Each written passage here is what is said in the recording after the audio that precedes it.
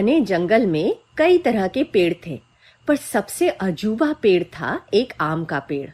ये पेड़ पूरे साल आमों से भरा रहता था।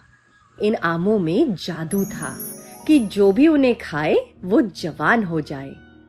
जंगल में मोरों का झुंड था। ये मोर इस पेड़ की पहरेदारी करते थे ताकि कोई उसे नुकसान ना पहुंचा सके। इनमें एक छोटा सा मोर था, उसका नाम था कोको। एक दिन कोको ने कहा, मैं शहर देखना चाहता हूँ, जंगल में रह रह के मैं ऊब गया हूँ। बुजुर्ग मोरों ने मना किया, कोको बेटा, शहर में रहना हमारे लिए खतरनाक है, ये जंगल ही हमारे लिए सबसे सुरक्षित है। पर कोको नहीं माना। अगले दिन वो शहरों की तरफ चल पड़ा। दूर से उसे एक बड़ी इमारत दिखी। पास जाके देखा तो वो एक शानदार सा बंगला था। बंगले में एक रईस सेठ रहता था और उसने कोको को अपने घर में रख लिया। कोको सेठ के साथ दिन भर बात करता। अब तो सेठ उससे काम के बारे में भी सलाह लेने लगा। एक दिन कोको वरांदे में बैठा हुआ था कि तभी दूर से 3 मोर उसके पास आते दिखे। अरे, ये तो उसके जंगल के मोर थे। कोको, वापस चलो, तुम्हारे चाचा की तबीयत बहुत खराब है, वो तीनों बोले।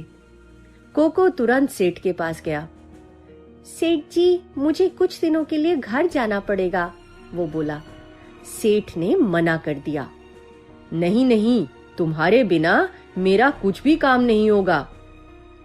सेठ जी, क्यों ना मैं आपके लिए एक जादुई आम ले आऊं, जो वो आम खाए वो जवान हो जाए। अब सेठ मान गया। वापस पहुंच के कोको को बहुत अच्छा लगा।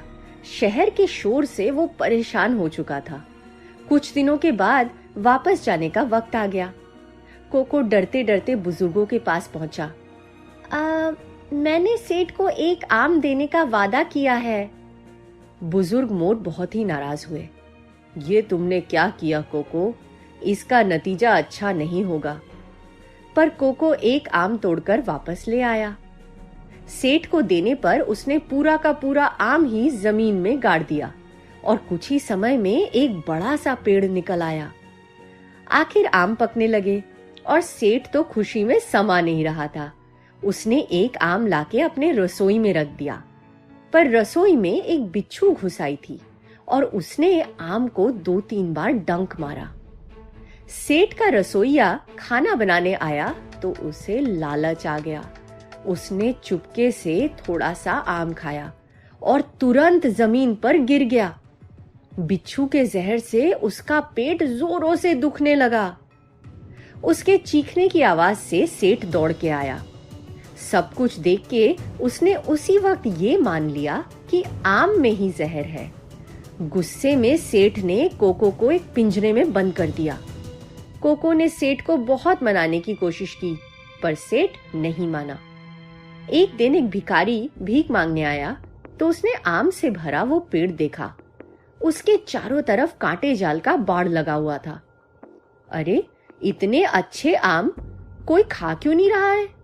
ये सोचकर उसने एक आम खाना शुरू किया। सेठ दूर से दौड़ के आया। अरे नहीं नहीं, तुम बीमार पड़ जाओगे, आम मत खाना। पर ये क्या, बीमार पड़ने के बदले वो भिखारी एकदम जवान हो गया। सेठ को समझ में आया कि उससे गलती हो गई और उसने तुरंत कोको को पिंजरे से निकाल दिया। लेकिन कोको बोला, सेठ, अब तुम समझे कि मैं झूठ नहीं बोल रहा था, लेकिन मैं भी समझा कि दुनिया की सबसे अच्छी जगह अपने परिवार और दोस्तों के साथ ही होती है। और ये बोलकर वो अपने जंगल लौट गया।